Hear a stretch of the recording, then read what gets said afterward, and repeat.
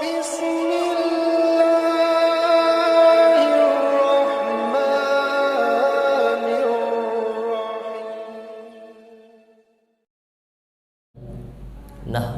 wa nasta'inuhu wa nastaghfiruh wa na'udzu billahi min syururi anfusina wa min sayyiati a'malina. May yahdihillahu fala mudhillalah wa may yudlil fala hadiyalah. Asyhadu an la ilaha illallah wahdahu la syarikalah wa asyhadu anna sayyidana Muhammadan rahmatan lil alamin. Bersyukur kita kepada Allah sampai hari ini Allah masih berikan kita nikmat sehat, nikmat hidup, nikmat bernafas. Tak dapat kita sebut satu persatu, tak bisa pula kita jumlahkan, tak dapat pula kita hitung. Maka kita syukuri nikmat Allah yang banyak ini dengan mengucapkan Alhamdulillahi Rabbil Alamin. Kemudian tidak akan berkah perjumpaan kita ini kalau kita tidak menyebut nama beliau di awal majlis. Menyebut nama beliau tak sama dengan menyebut nama kita. Menyebut nama beliau dengan cara bersolawat. Kalau ada orang berkumpul ramai tapi di tempat itu mereka tidak membaca solawat, anta najifah. Majelis itu macam bangkai, bau dan busuk. Maka di awal majelis dari tadi kita sudah bersolawat, kemudian ditambah lagi dengan wirid kita, zikir ratibul haddad yang dibawakan oleh Tuan Guru kita Ustaz Daud Al-Bukhari SPD. Maka tenanglah hati yang gelisah, maka lapanglah jiwa yang sempit. Ikan mati kalau tak ada air, hati mati kalau tidak ada zikir. Jadi hati itu hidupnya karena zikrullah. Maka ibu-ibu rasakan, resapi, masukkan ke tangkai jantung. Maka insya Allah zikir yang dibaca oleh Tuan Guru kita tadi insya Allah akan membuat lapang terasa hidup ini. Amin ya Rabbal Alamin. Kemudian yang akan kita bahas sedikit tambahan adab pada pagi hari ini adalah adab manakala bersama dengan saudara-saudara kita. Adab ketika kita kumpul-kumpul, adab ketika kita ramai-ramai, adab ketika kita bercakap-cakap. Bukan tak ada adab. Apa adabnya Pak Ustadz? Ada. Ini yang paling potensi. Tidak hanya mak-mak saja, bapak-bapak pun tak luput dari persoalan ini. Nah, ketika sudah kumpul ramai-ramai, ketika sudah bersama-sama, ada dua kemungkinan dosa yang akan menghampiri kita. Dan itu adabnya. Apa itu Pak Ustadz? Yang pertama, namimah. Apa namanya? Namimah. Yang kedua, ghibah. Namimah satu, ghibah satu. Jangan sampai ibu kasih nama anak itu. Siapa nama anak ibu? Anak pertama namimah, anak kedua ghibah. Nah, jangan. Namimah nampaknya kalau dibuat nama bagus. Siapa nama anak ibu? Namimah. Panggilannya Mimah. Nah, namimah itu satu sifat yang tidak baik. Dan sifat itu biasanya akan timbul ketika sudah kumpul-kumpul. Maka ada adab saat kumpul-kumpul. Apa itu? Jangan namimah. Apa namimah itu? Adu domba. Adu domba itu bahasa lainnya apa? Sampai menyampai. Bu, ya, kemarin saya tengok ibu main di rumah si A. Apa cerita si A itu? begini ceritanya kemarin. Mulai itu dia ngomongin, akhirnya besok kita dengar ada kemarin yang ditangkap Satpol PP di Pasar Kaget, si C berkelahi dengan si A gara-gara si B. Namimah sampai menyampai. Itu kapan terjadi? Kan kalau sudah kumpul-kumpul. Bu, ada nggak si Anu tuh kemarin ngomongin sesuatu tentang saya? Ada. Sampai-sampai. Tapi ibu-ibu selama ini biasanya dia berlindung dari dalil. Apa dalilnya? Apa tempat berpijak bagi mereka? Saya ini kan apa adanya Pak Ustadz. Betul ya? Betul enggak? Iya, dia tanya, saya jujur. Saya ini apa adanya Pak Ustadz. Jadi kalau ada ibu-ibu ngomong macam itu, tolong ibu buat di ujungnya, saya ini apa adanya Pak Ustadz. Pret. Bukan begitu yang dimaksud orang jujur. Bukan begitu yang dimaksud orang apa adanya. Tidak berlaku apa adanya di situ. Justru ibu mesti melindungi. Justru ibu mesti menyimpan. Justru ibu mesti menyembunyikan. Tutup rapat-rapat. Besok di hari kiamat seluruh aib dibuka oleh Allah Subhanahu wa ta'ala. Ada orang yang aibnya di dunia ditutup. Ada orang yang aibnya sampai mati tak satu pun orang tahu. Ada orang yang besok di hari kiamat ditutup aibnya rapat-rapat oleh Allah. Siapa itu Pak Ustadz? Kata Nabi, orang yang paling pandai menyimpan aib saudaranya. Jadi adabnya kalau kita sudah ngumpul-ngumpul itu apa? Tahan lidah, tahan mulut. Tak tahan saya Pak Ustadz, jangan kumpul.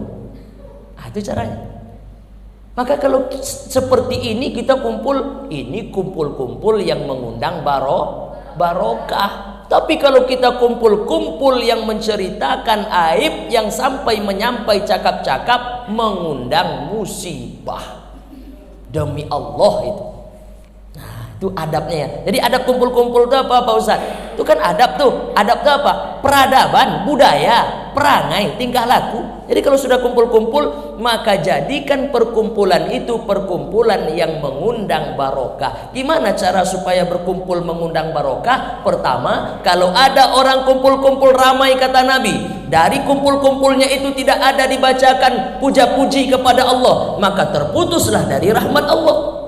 Maka kalau kita ngumpul-ngumpul, buat dulu pertama kali apa kalimatnya? Bu ibu, berapa orang kita ngumpul nih? 7 orang. Kita baca dulu bersama-sama supaya tidak terputus dari rahmat Allah. Alhamdulillahi Rabbil Alamin. Yang kedua, kalau ada orang berkumpul ramai, di tempat orang berkumpul itu tidak dibacakan sholawat, anta najifah, majelis itu macam bangkai bau dan busuk. Habis membaca alhamdulillah, ramai-ramai membaca sholawat. Habis alhamdulillah, baca sholawat.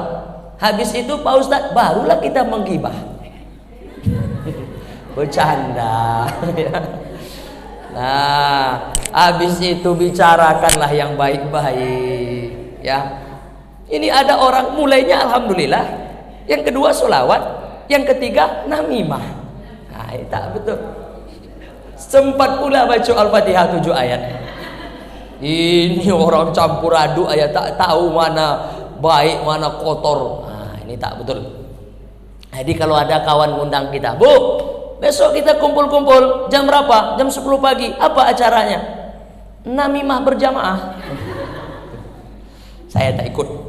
Nah, jadi kumpul-kumpul itu, Bu, ini kumpul-kumpul musibah atau barokah? Nah, itu caranya ya. Ini kalau ibu-ibu besok diundang kawan, ibu boleh cakap yang dua itu. Bu, ini kumpul-kumpul musibah atau barokah? Barokah insyaallah. I'm coming, saya datang. Tapi kalau musibah ujungnya saya tak ikut campur. Nah, ibu-ibu jamaah yang dimuliakan Allah Subhanahu wa ta'ala, ini yang pertama biasanya ada namimah. Kadang kita suka tuh, Bu, kemarin bisik-bisik saya tengok sama si Anu, apa ceritanya? Oh, itu cerita. Nah, mulai itu. Dia nadanya nada dasar aja awalnya. Oh, iya, nanti barulah melengking di ujung-ujungnya. Nah, jelas ya. Ibu-ibu yang dimuliakan Allah Subhanahu wa ta'ala, ingat, Nabi lewat di makam, di kuburan, diambil Nabi pelepah kurma, dibelah Nabi jadi dua, ditancapkan Nabi di kuburan itu. Sahabat bertanya, kenapa engkau tancapkan pelepah kurma ini ya Rasulullah? Kata Nabi, zikir pelepah kurma ini mudah-mudahan menolong si fulanah yang ada di dalam. Sahabat bilang, ya Rasulullah, ini yang meninggal ini orang solihah ya Rasulullah, ada dosanya, disiksa oleh malaikat? Ya. Kenapa? Dia punya satu dosa, kata Nabi. Apa dosanya? Membawa-bawa cakap orang. Nah itu tadi namimah tadi. Itu aja dosanya. Cukup membuat dia tersiksa di alam kubur. Sampai-sampai Nabi minta pertolongan asbab pelepah kurma berzikir. Mudah-mudahan zikirnya memberikan pertolongan kepadanya. Dia ada dua dalam hadis itu utuhnya dua makom ya di situ ya, dua kuburan. Yang satu lagi, kenapa? Apa dosanya? Karena orang ini tidak istinja, tidak suka membersihkan dirinya, habis buang air kecil dan lain sebagainya. Orang yang tak suka bersuci. Nah, itu saja, padahal juga banyak ibadahnya yang lain. Jadi jangan nanti rusak. Ibu ngaji Ahad pertama ngaji, Senin ngaji lagi, sebelumnya Jumat Al-Mahdiyah, kemudian Senin zikir bismillah di Baitul Syakur, kemudian kapan lagi itu Selasa ngaji, di ujung bulan namimah, langsung hilang semuanya. Nah begitu ya. Nah itu yang pertama, apa namanya Bu? Namimah. Yang perlu diingat lagi apa? Jangan buat nama anak. Siapa nama anak ibu? Namimah Putri. Ada pula Putri di ujung. Mohon maaf Ibu Putri kalau ada. Nah, baik. Adab kalau kita kumpul-kumpul yang mesti dijaga, jangan sampai ghibah. Ada jamaah bertanya, Pak Ustadz, apa itu kibah? Bukan kibah, tapi ghain. Ghibah. Ghibah itu apa? Apa beda namimah dengan ghibah? Kalau namimah menyampai pembicaraan orang sekalipun itu betul. Jadi kalau kita ditanya kawan, Pak Ustadz nih balik namimah tadi sedikit. Pak Ustadz, saya mendengar si Anu begitu. Ditanyanya saya Pak Ustadz. Disitulah letak arif dan bijaksana. Arifnya gimana? Paling arif itu diam. Bu, apa kemarin cerita saya? Ibu kan smart, cerdas. Andai saya cerita, pasti dia marah. Andai saya sampaikan ini, pasti mereka berkelahi. Lebih baik saya tak cerita. Apa ceritanya? Kau salah. Apa ceritanya? Dipaksa-paksanya juga. Maka dalam perkara seperti itu, bahkan ibu dibolehkan bohong. Apa ceritanya si A itu sama saya, Bu? Sampaikanlah. Tolonglah Bu, mohon dia. Dipaksanya kita, dikuncinya pintu. Kalau dia ibu tidak boleh pulang. Udah macam itu keadaan apa lagi? Begini sebetulnya ini tak enak sebetulnya saya ngomong. Kak apa Bu? Si A tuh ngomong ibu kemarin begini, apalah produknya si C itu ya, tambah glowing wajahnya. Itu Bu, iya. Padahal bukan itu. Jadi kita bohong dalam urusan mendamaikan dua orang yang berselisih dalam pandangan syariat boleh. Jelas ya? Nah, yang kedua namanya ghibah. Ghibah itu apa? Zikruka akhoka bima yakro. Ghibah itu apa Pak Ustaz? Zikruka akhoka bima yakro, menyebut-nyebut kekurangan, keburukan, kejelekan, aib seseorang. Andai dia tahu dengan itu semua, maka hancur perasaannya, murka dia, tak suka dia. Ibu sebut tuh ke orang lain, bukan nyebut-nyebut sendiri ya. Ibu sebut-sebut kepada orang lain keburukan, kekurangan, kejelekan seseorang. Andai dia tahu, maka hancur perasaannya, terluka hatinya, dan dia tidak suka dengan perbuatan itu. Itu namanya ghibah. Pak Ustadz, saya ini tak bisa kalau tak menyebut orang dalam sehari itu Pak Ustadz. Kalau tak ibu sebut gimana? Migren saya. Oh. Mesti saya ngomongin orang Pak Ustaz. Boleh enggak? Boleh. Gimana caranya? Omongin orang yang baik-baik. Apa contoh? Puji anaknya, puji rumahnya, puji bajunya, puji, pokoknya cari yang elok-elok, cari. Kita tahu kejelekannya, keburukannya, tapi jangan itu yang kita kedepankan. Tetap yang kita ceritakan tuh yang baik-baik. Walaupun perbandingannya 10:2. Yang 2 baiknya ini yang kita ceritakan. Yang 10 ini tetap disimpan. Andai ada orang yang selamat dari dosa ghibah ini, insya Allah separuh kakinya itu sudah ada di surga. Karena kata Nabi, mulut itu nanti salah satu asbab yang paling cepat orang ditarik rambutnya, celupkan ke neraka. Karena lidah, karena mulut. Ibu-ibu yang dimuliakan Allah. Jadi boleh nggak kita membicarakan orang? Boleh. Tapi yang dibicarakan tuh yang baik-baik. Contoh, apa contoh? Ibu tuh, maaf, ibu tuh mungkin kusam wajahnya, kusam. Tapi ibu tuh pakai bros cantik. Yang ibu bicarakan yang mana? Jangan kusam wajahnya, tapi yang ibu bicarakan bros cantiknya. Itu maksudnya. Tapi memang dasar otak kita ini sekarang udah terinstal aja otomatis. Yang kita cari itu selalu yang kurang-kurang saja pada orang. Yang baik pada kawan tak mau kita sebut. Betul? Nah, kita udah bicara kemarin tuh adab berteman dalam Islam. Masih ingat nggak kaji kita tempo hari di Jabal Arafah? Adab berteman dalam Islam. Apa tuh adab? Salah satu di antara adab-adab yang lain, puji setiap kelebihan dan prestasinya, tutupi setiap aib dan kekurangannya. Sampai hari kiamat, sampai sakratul maut, sampai nyawa dan badan berpisah, tak akan renggang persaudaraan kita. Yakinlah, ibu mati, maka nama ibu setiap malam yang dia sebut dikirimkannya Al-Fatihah. Kenapa? Ibu begitu terkesan di hatinya.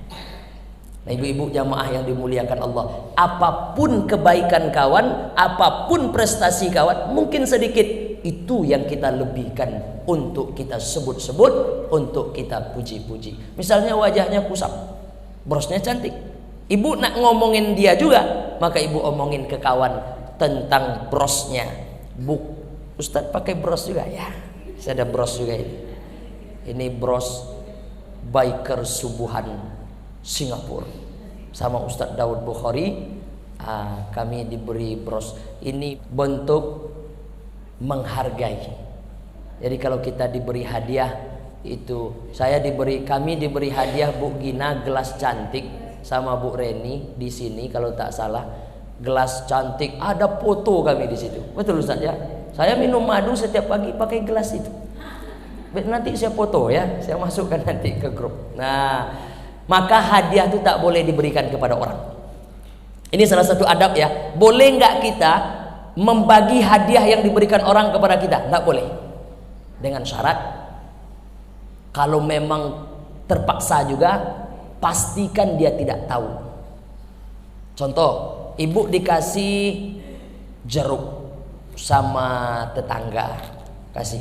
Itu jeruk yang dikasih itu jangan ibu kasih lagi ke tetangga sebelah. Kan ada tuh. Akhirnya tetangga sebelah tuh cerita kan, enak kali lah jeruk tadi itu rasanya. Siapa yang ngasih bu? Si Anu kan. Apa warnanya? Ini.